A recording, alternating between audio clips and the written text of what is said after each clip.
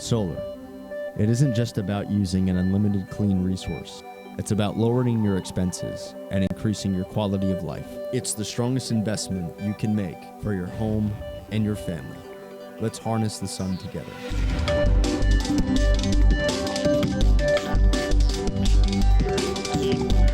Visit AmericanVisionSolar.com today. Being married to an entrepreneur is hard work, but it's worth it when it works. You got your hands full every day like I do. You got kids, you got a marriage that you're trying to work, a business that you're trying to make work. And finding time for the kids and keeping it spontaneous. Boy, that was good last night. Nobody teaches you how to manage a business or manage a relationship or marriage. Everybody's just trying to do the best that they can. The purpose of the show is to give you some tools on how to make the marriage and the business work. We don't do it perfect, but we're figuring it out.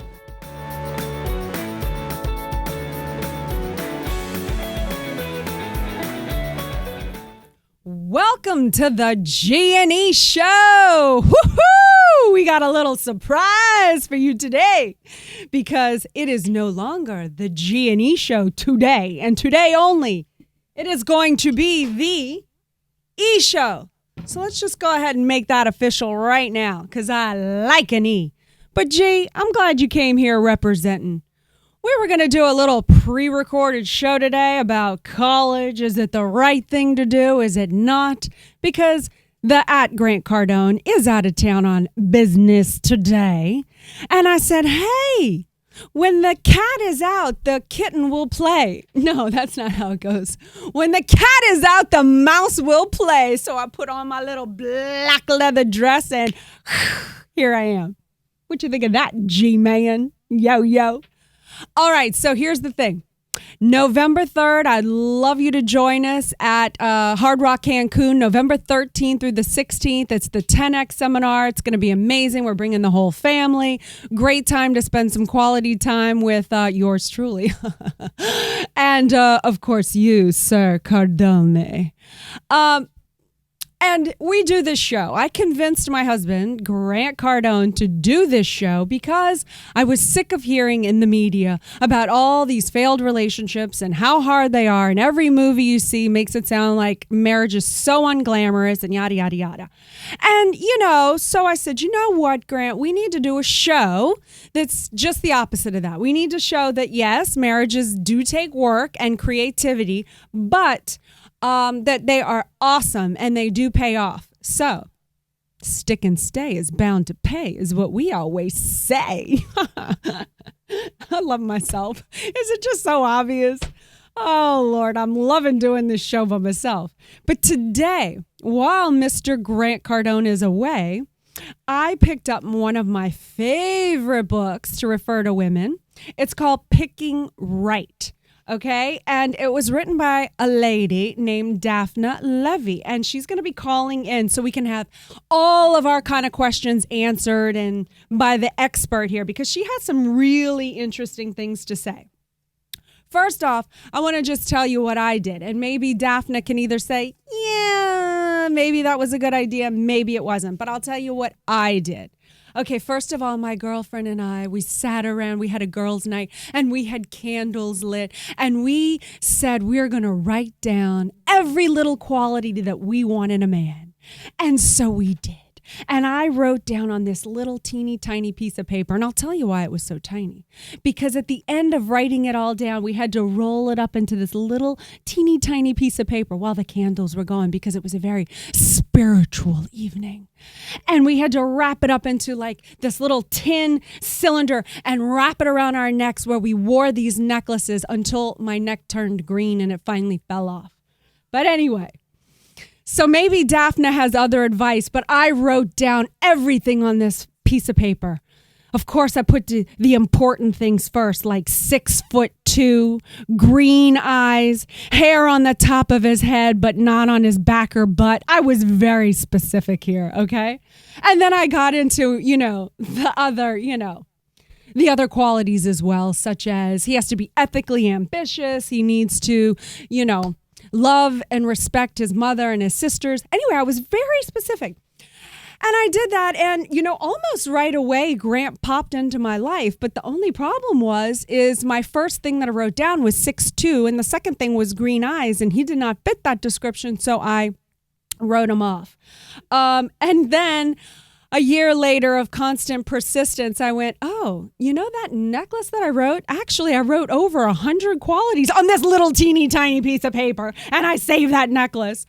And he was every single one of my qualities except for the first two, 6'2" and green eyes. And that was the of course, the most insignificant, doesn't matter.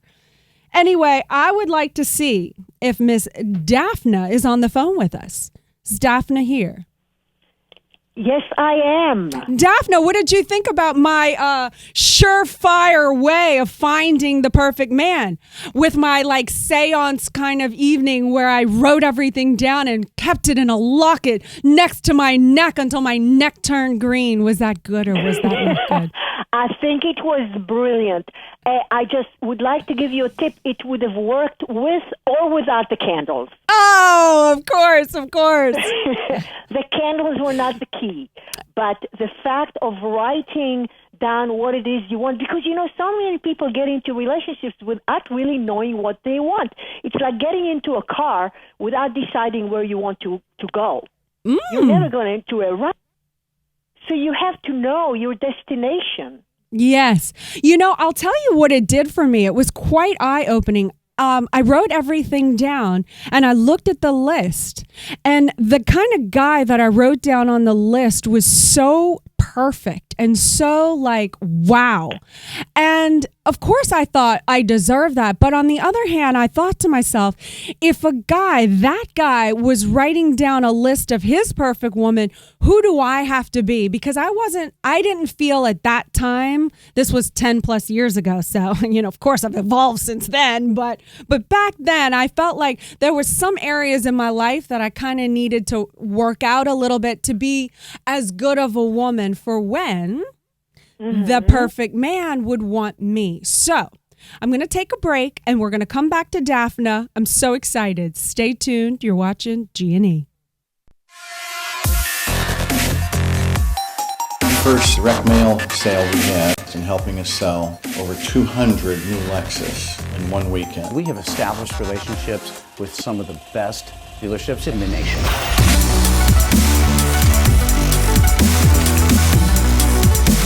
When you work with Hamlin Associates, John is from the automotive business. John has a really good grasp of what it takes to make a sale successful, and John is very much worried about your return on investment. Let us help you go to the next level.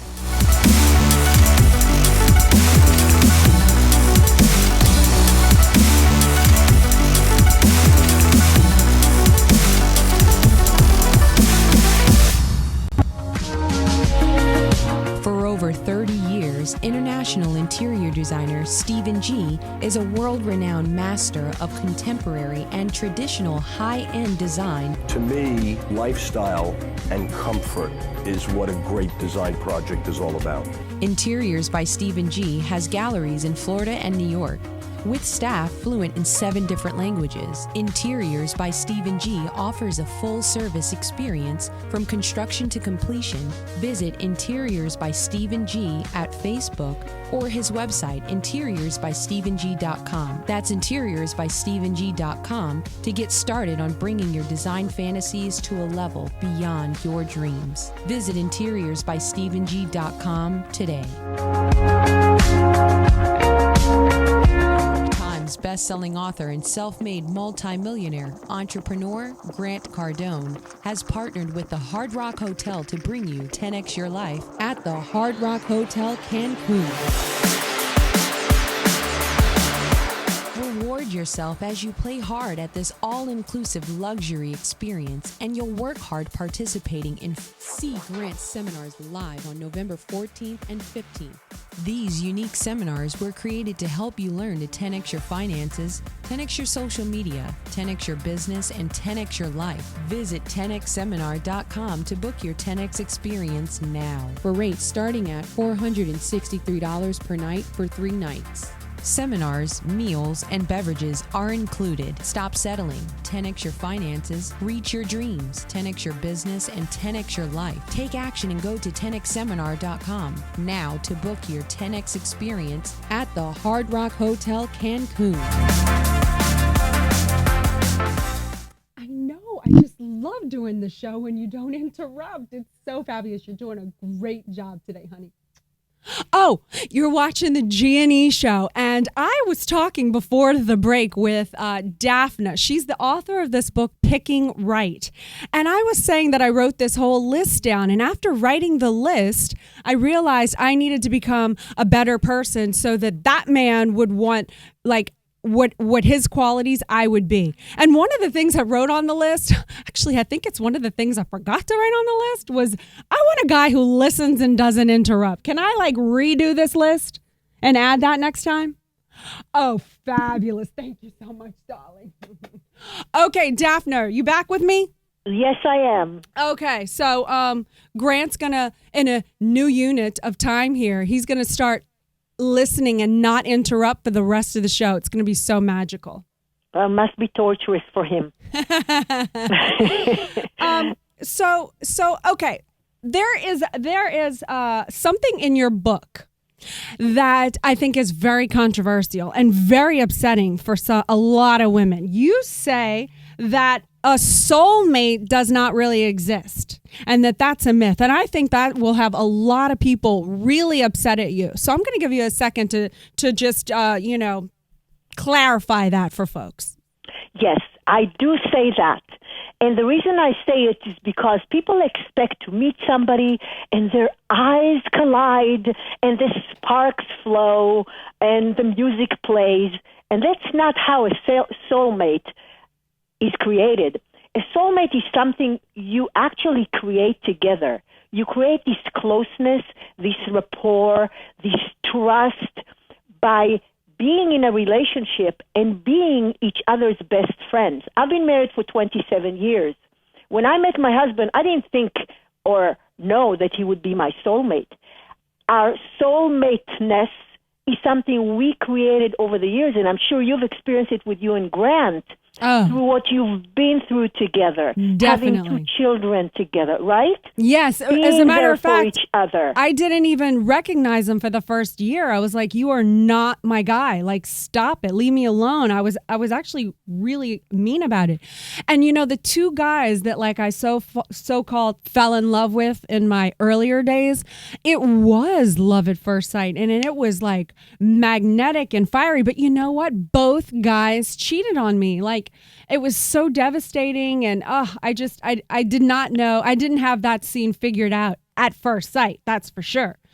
Exactly. And so what appears to be a soulmate, it's like you meet a girlfriend and you think, oh, what a cool girl. I really like her. And then later on she stabs you in the back. Ugh. So just this first instinct that you have with somebody doesn't mean anything.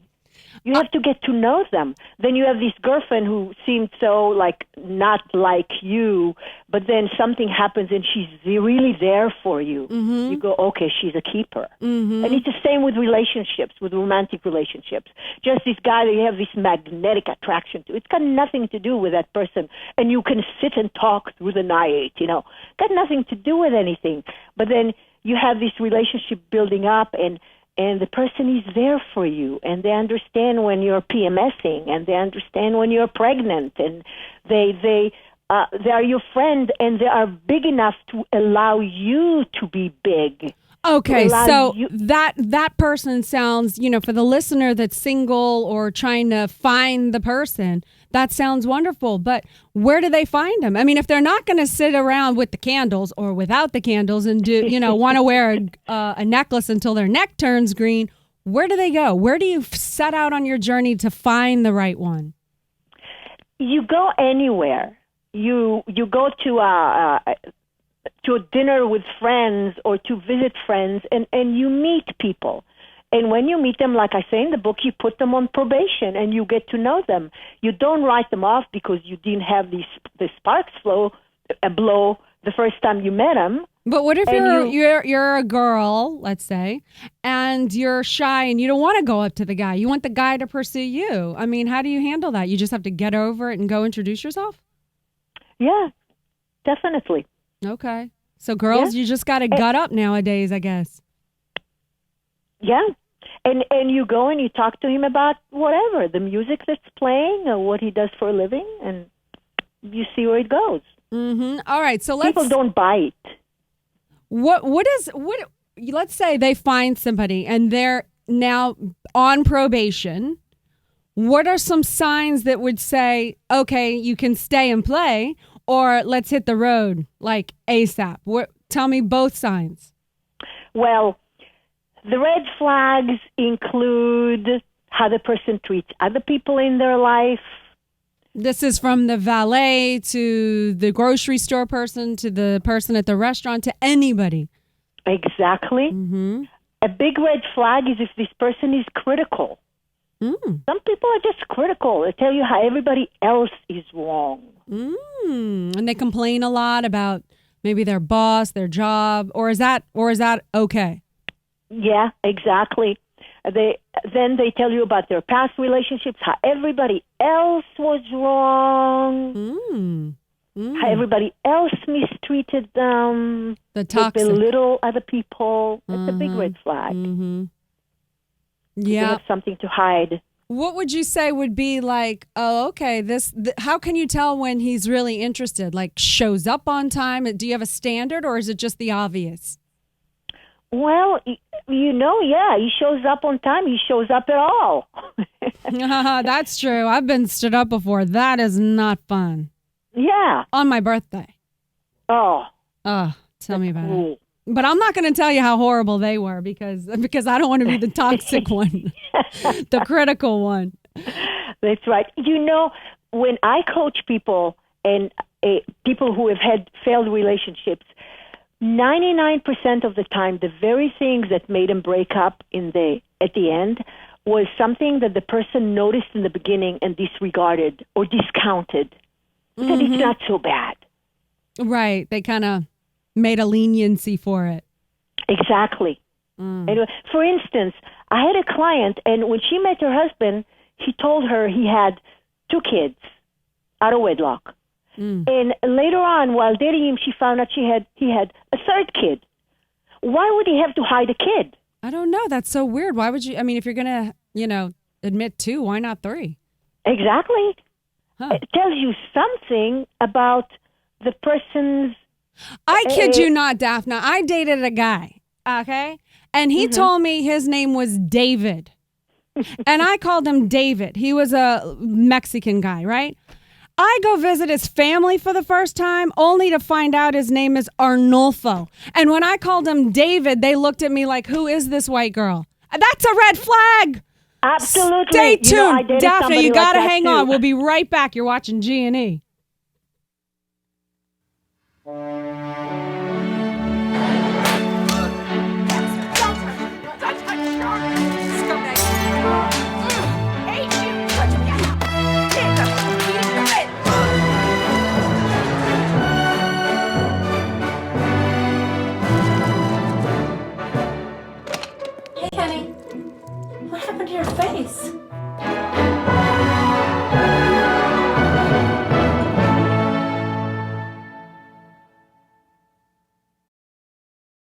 Hard work demands the highest price. Auto dealers, do you sell your notes? Are you disappointed with your current lender, your price, or your service? If you need capital now, we are the answer. Use our nationwide network of lenders. Trust us with your portfolio. Expedite your cash flow. With over $120 million submitted in 2014, we'll deliver. Dealer Capital Services. Visit mydealercapital.com or call 337-451-6921 today.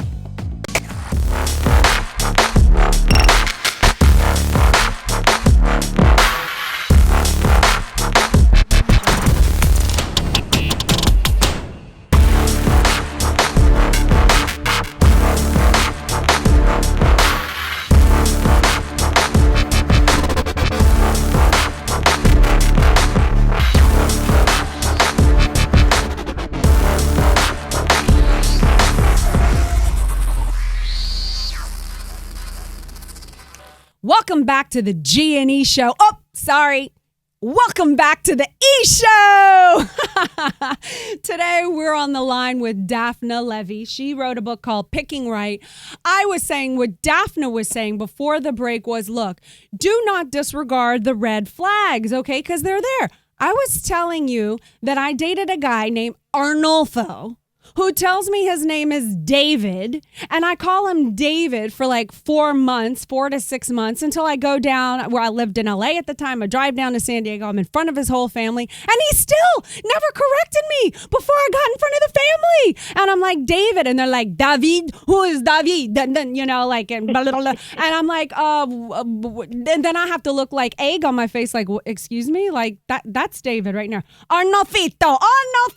They start calling him little Arnolfo, like da da da da, you know. And anyway, I was like, well, the guy had an effed up name. Of course he's gonna lie about his name. I totally justified it. That's the guy who cheated on me.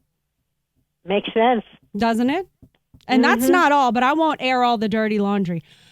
Daphne, yeah, exactly. You know what people don't realize, Elena, is that if a person lies about one thing, if they lie about the little things, they'll lie about the big things. He told me he was in a rock band and he had rehearsal, and the guy was never in a rock band and never had rehearsal, Daphne.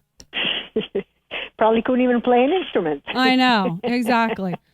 Anyway, we actually have some callers, so I'm going to go ahead and we're going to take Nick from Vermont. Maybe Nick has like an interesting male spin on it. Nick, are you in from Vermont? I'm here. Yes. Hey. Hey there. Nice to hear from you. Oh, you too. Did you have a question or comment? Well, firstly, I'm a big fan of Grant Cardone, his motivation, his sales tools, his books, and I really feel they've helped me propel in my sales career. Oh, that's wonderful. He's actually helped me too. Perfect. I did have a question, and it actually is in regards to being a salesman in a relationship with a non-salesman. Okay. Well, Grant definitely had to sell himself on me. He was he was definitely what I called the Soldmate. He had to sell me. So what's the question? I appreciate that. The question I think has to do with whether or not Grant, probably younger in his sales career than now, but whether he talks about his sales calls and whether you care to listen, even the good, the bad, and the ugly, and how he impresses what he does, to help others, how he impresses that upon you. I'm going to channel what I think you would say. Okay, this is what he would say.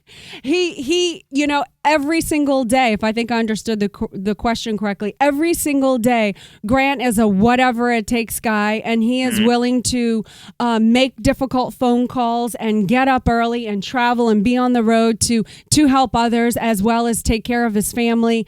And watching someone that has such a high ethic and stamina and persistence and perseverance and dedication to his goals and dreams, that has worn off on me in such an enormous way. I yell at him now. Why didn't you get in my life 20 years ago when I was an actress? Then I could have used this. I would have busted down those doors and I would have been like, hire me for the job, and then done my performance. And I'm convinced I would be a huge star had you been in my life 20 years earlier. All right. Thank you, Nick. All right. Now we're going to go take Corey from Denver. We also have Daphne on the line if anyone has any questions. Corey, are you with me? Yes, I am. Ooh, how are you? I'm doing well. It's a pleasure to be with you. Oh, you too. What's happening? Not a lot, actually. I was listening to Daphne, and I can definitely agree with her. My wife and I were having breakfast this week, and we were talking about that same exact topic, and we both agreed that, that there is no real soulmate out there. I think that, and I posted this on my WordPress in an article. I said that, how to love. Say that again. You clicked out on me, Corey. Did we lose him? Uh-oh, Corey, call back, because I definitely wanted to hear what you were saying. That looked good. Sounded good, too. Colleen, upstate New York. Hello. Hi. Hi. Hi, how are you? Good, so how nice are you? to talk to you. You too, Colleen. I just wanted to ask you, what would be your top I actually have kind of a dual purpose question. First of all, what would be the best advice the best thing that a grant ever taught you? And secondly, what are your top 5 motivators that you would say that if it could come, it might be something that he teaches, or it might be something that you feel that's a little different. Your top 5 motivators. You mean in life, like just getting? Yeah, just getting somebody pumped up. What are your top 5 best advice for motivation? Well, golly, Grant, channel through me again. Grant is so great at this, but I always go back to, who am I? What is my purpose? Like what I love to do is I like to entertain people. Like I like to make people laugh. So what motivates me is like when I make people laugh. So I go out of my way to make jokes at the grocer or to anyone that I come along with. And the more that I feel like me, and the more that I can just kind of spread who I am around, the more motivated I get. Like when I have something hit me that hurts, or I get negative feedback or criticism, and I stop and shut down, or I'll stop working out, or I stop posting and I stop tweeting. Like anytime I shut down, like it just opens up the door to this negative road, and I go down. But the more like I just constantly stay true to who I am and keep making phone calls and keep doing radio shows and keep sending out tweets and Instagrams, like that's the things that motivate me. When people are happy and follow their dreams and are willing to do whatever it takes. Perfect. Okay. Thank you. All right. So Daphne, you still on the line? Yes, I am. Oh, good. What are your 5 motivators? What gets you? Motivations. The first thing that motivates me the most is to help people. Me When I was too. writing my book, my husband has been telling me for years, you need to write a book, you need to write a book. I would have never written it if not for his push. But what motivates me, I see people making mistakes in picking wrong. And I thought of all those people I could save from doing that, and all these marriages that don't need to be on the rocks because people started them off wrong by picking wrong. Yeah.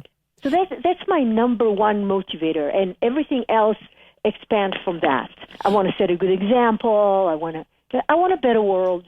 Yeah. I think we all do. Let me ask you this, because fortunately, Grant and I have never been in this situation where either one of us has cheated.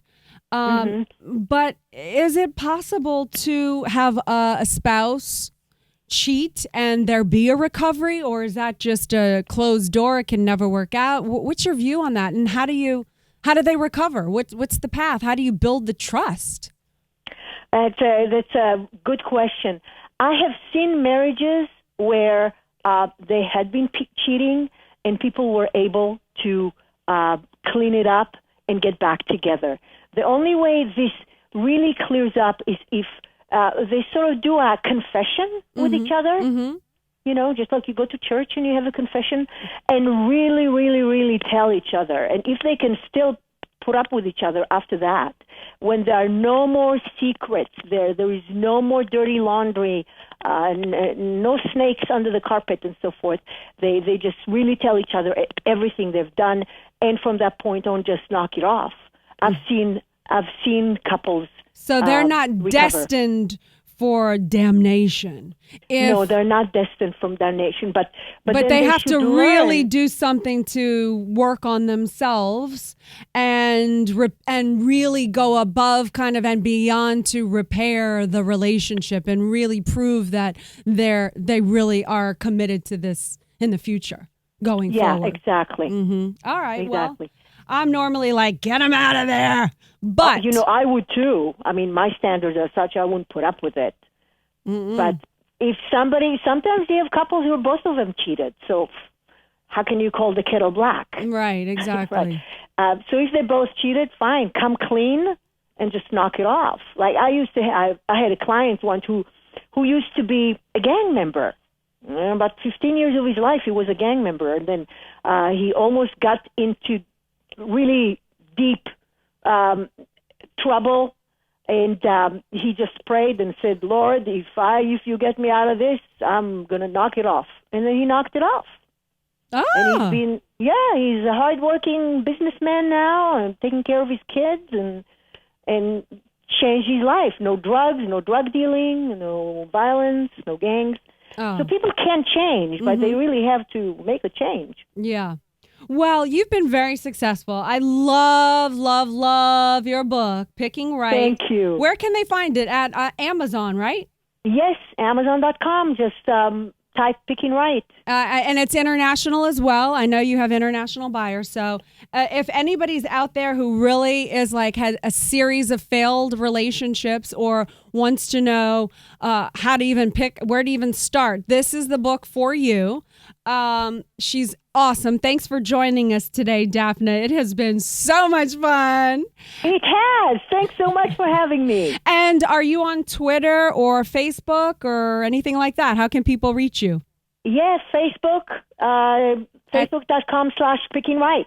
Oh, Picking Right. Perfect. Yeah. All right. Well, they I'm can gonna message me. I'd love to hear from them. Oh, good. And you're really an awesome consultant. Ha! Got the word right. Came to me. Yeah, you did. All right. This has been really fun. This is a really, really, really fun show. Thanks, You know, Daphne. may I say one thing about the soulmate situation? Okay. Yes, because I'm sure you have some women still angry at you. They'll get over it when they hear the next thing. What Corey said about him and his wife talking about it, you know, when you look at the soulmate as something you can create rather than something you have to find, it actually gives you hope. Empowerment. Because should something happen to your soulmate, let's say you were married for many years and God forbid your spouse died. Then you feel like if you can create a soulmate, then you can go and create it again with somebody else. And there isn't just one person in the world you can create it with. There are several people you could create it with. So that gives hope. That does. You're not like a victim to you lost out on your one and only soulmate out of 7 billion people on the planet. Exactly. I like that viewpoint. I'm going to give you a pass, a big check mark on the soulmate myth, busting the soulmate myth. Awesome. Thank you. All right. And thanks for watching the E-Show, technically the G&E Show. You're watching Whatever It Takes Network. Join us for the 10X seminar in Cancun, November. We're going to be there November 13th through the 16th, but I believe the technical seminars from the 14th to the 16th. Regardless, just get there. Come hang out with us. We had the last 10X seminar in Riviera Maya, Cancun, Riviera Maya Hard Rock, and it was amazing. I'm hearing so many success stories that you wouldn't believe. So we're going to just do it even more this time. And as we always say, stick and stay is bound to pay. Good job, honey. You did really good this show. You know what? You deserve a kiss. Look at my little honey bun. All right, we'll see you next week. Thanks so much for tuning in to the G&E Show.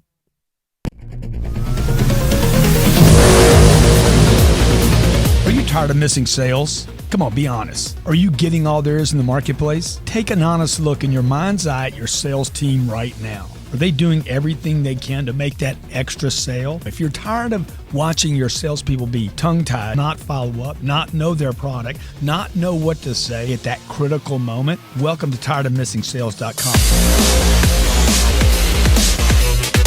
My name's Grant Cardone. I know your frustrations. Look, whether your people sell over the phone or in person, whether you sell a tangible or an intangible, I can increase the sales of any company by at least 15% guaranteed. Go to tiredofmissingsales.com and I'll show you the top 3 reasons your salespeople don't make those extra sales. Go to tiredofmissingsales.com.